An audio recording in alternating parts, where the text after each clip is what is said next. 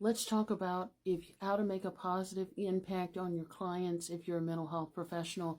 Hi, my name is Dr. Natalie Jones. I spent many years working in the mental health field, helping, evaluating, treating, counseling, studying, researching, all the things mental health. And so I want to respond to Dexon Coop's question. It says, "Hello, Dr. Jones. I'm a new graduate RN, meaning a nurse, working in a psych hospital. Can you give me advice on how to be successful in this environment? I want to be able to make a positive impact on clients." This is a great question. And it may be a little bit different for me than it is for you with a nurse. You know, nurses, not necessarily, because I've done medication administration as well.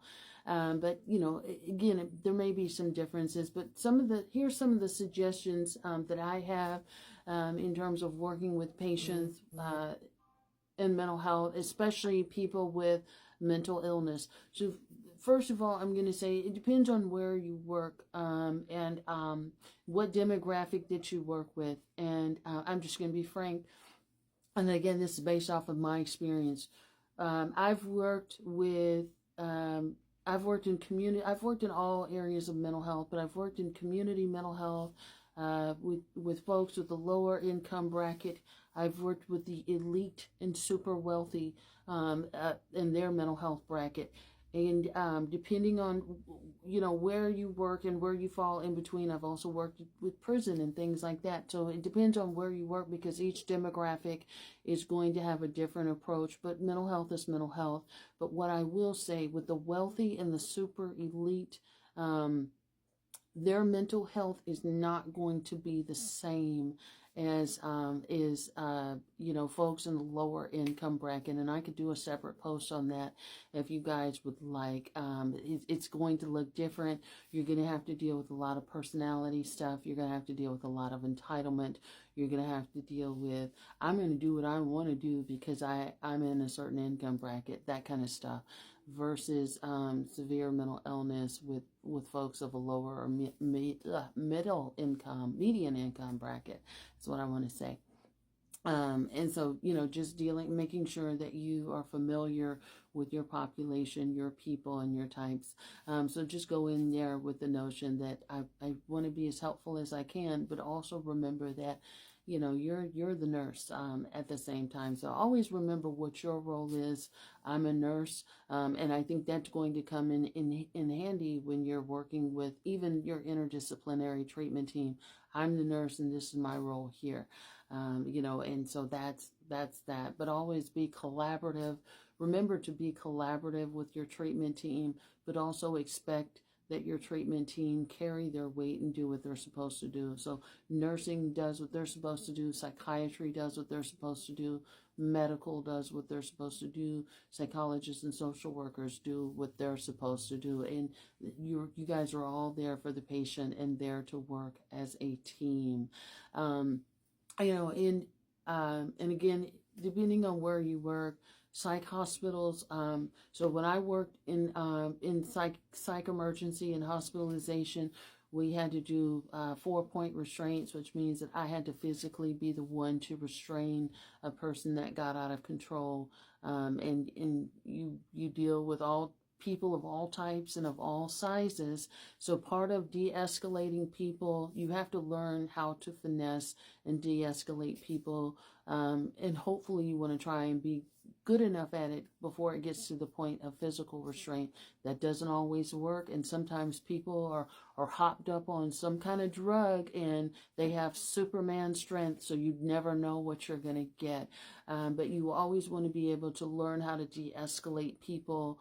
And again, I've worked with prisoners, and all we had in a prison was a body alarm and a whistle.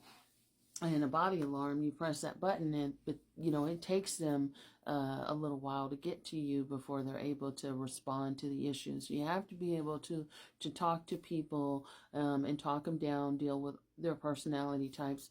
And what I have found, you know, that helps people when they're in a crisis, I found humor to be relatable. I found it, you know, some people are okay with just being talked to like a normal human being.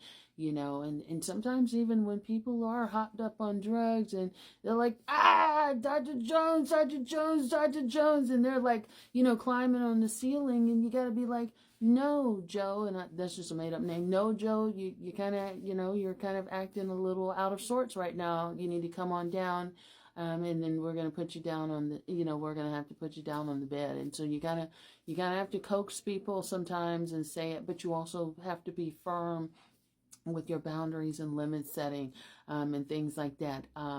The other thing is, again, being that you're a nurse, you're going to have to chart.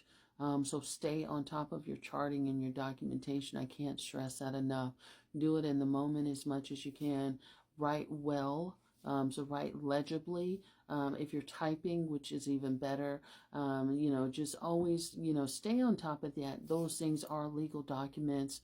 And again, depending on who you're working with, at some point in time, somebody's not going to be happy with you, and your notes will be the thing that saves you and saves your license. And so always, your license is non-negotiable for anybody.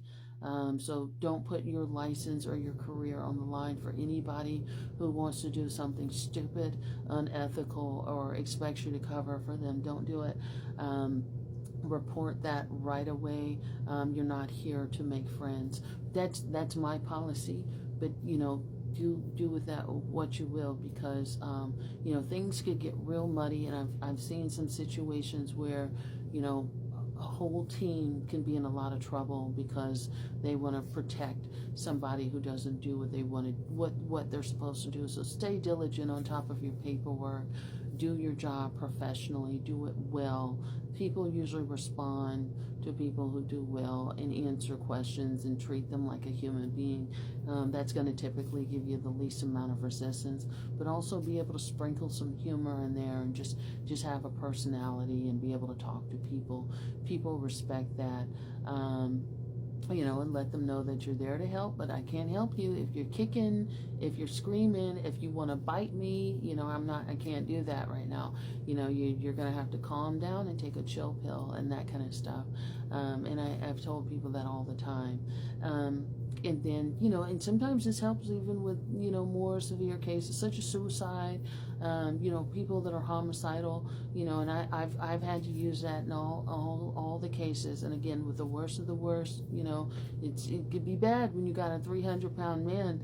He's like, I'm going to kill somebody, screaming at you. And, you can kind of talk to him. You know what? I had that same feeling on the way into work today. And I'm going to tell you, here's exactly what you need to do. And this is real advice I've given somebody. I'm going to tell you, I wanted to kill people just on my drive into work today, and I'm going to tell you what helped and what knocked all that out. Oh, what was it, Dr. Jones? Dr. Jones, you sound crazy. Yeah, I am, I'm going to tell you, what I did today was I ate a Snickers. I'm going to tell you all that, you don't really want to kill somebody. All you need to do is you just need to eat a Snickers, and all that goes away. I promise you, that feeling will go away. And okay, they'll eat it up, and I've tried that, and it's been successful, with an inmate or 2 or 3 that's been raging that they want to kill somebody, and they'll wow, Dr. Jones, that really works, and so it's kind of humor, and it's kind of like normalizing that, yes, these are normal feelings, and here are the consequences. You don't really want to do that. We all have stressful days and things like that. So those are some of the things, but try to have fun with your job. And when your job gets too bureaucratic, when it gets too stressful, and sometimes it does, or sometimes your job can become too much of a liability, never ever risk your license for a place that's too high in liability. I encourage you, and being that you're an RN, you can go anywhere. I always encourage people to leave and go where they feel good about doing their work. They're not stressed out, they're not overloaded, and they're not carrying too much of a liability. Hope that helps. Great question. Thanks for asking.